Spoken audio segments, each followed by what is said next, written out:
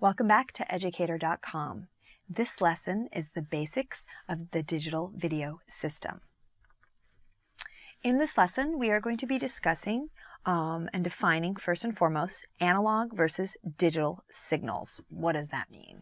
We will also then discuss the concept of broadcast standards.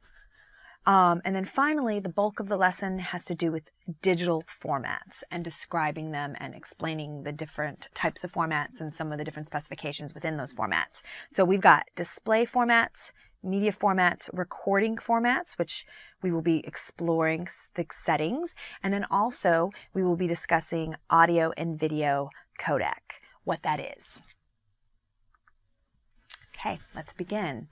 We've got, let's first talk about the analog versus the digital signal, just to get that out of the way so that when we talk about analog and digital, there's some understanding of what that is. Those words get thrown around all the time, and it's important to really understand what we're talking about. So when we talk about analog versus digital in the video production world, we're usually referring to how audio or video signals are being recorded, the signal that is being laid down.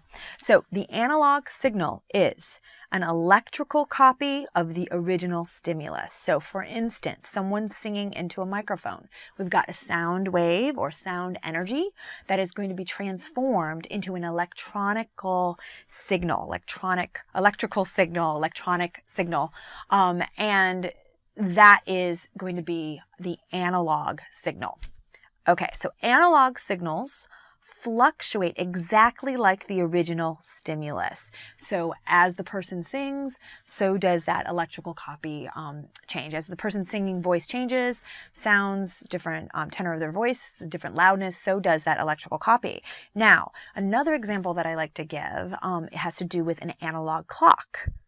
So the analog clock represents time, the passage of time, exactly like the original. So nothing is missing. So every moment that passes, there's a distinct representation of time with the position of the handles. So that is why an analog clock is called analog, is that it's representing the original stimulus that's in an exact, infinite way. Okay, so now more on analog versus digital signal. Let's talk about digital signal. So with a digital signal, it's what we call discontinuous. It takes the analog signal and it selects points at equal intervals. That's important to represent. These points of or representation are called sampling. In the digitizing process, the analog signal is sampled at regular, distinct intervals. These intervals are then quantized, which means the sampling points are changed into binary code. Binary code is our zeros and ones, the language of our computers. Okay, so there's pros and cons to digital.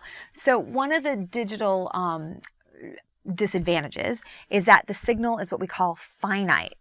We must actually sample the analog signal and something is inherently missing. So you'll hear all the time that some people prefer vinyl records to CDs or to an MP3 player. So some argue that the analog signal is closer to the original stimulus. So there are those big music buffs that if they take their record, they listen to their recorded, the record on vinyl, they will say that that is far superior sound. And if you did take that record in a pristine album, vinyl album, in a pristine studio with pristine player and a pristine speaker system, you would probably, many of us might hear a difference, and many of us won't.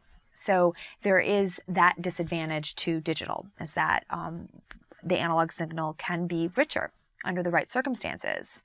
Now, the thing is that most of us don't listen to music that way. Most of us are driving down the freeway with our windows down, and so we're not going to notice the lack of richness in that way. So that brings us to the advantages, which there are the advantages are plenty with digital that far outweigh the disadvantages, and that's why it really has taken over in terms of how we record both audio and visual elements. So the binary code, first and foremost, allows for perfect reproductions. All we have to do is copy the pattern, the sequencing of zeros and ones, and we've got a perfect reproduction. And to that end, with digital, we can have a greater number of reproductions. There's no distortion or deterioration from copy to copy. In an analog world, when we used to take our cassette players and our cassettes and make copy and then another copy for another friend and their friend would take that copy, we would have what we call generation loss. We did this with videotape as well, even high-end videotape in analog world in video. It was what we call generation loss. Every time you made a copy of a copy of a copy, at some point it would be an unusable copy, and you'd really notice the difference. But with digital, there's no distortions or deteriorations from copy to copy. Okay, also, we can compress our digital signals to save storage space. We're going to talk about compression in a bit. We also can compress the digital signals to make transmission of the signal easier, faster, more smooth. We can also easily manipulate digital images and sounds. So much so we can actually even create from scratch pictures and sounds by arranging the pixels in a specific way. And this is one of the greatest advantages of the digital signal.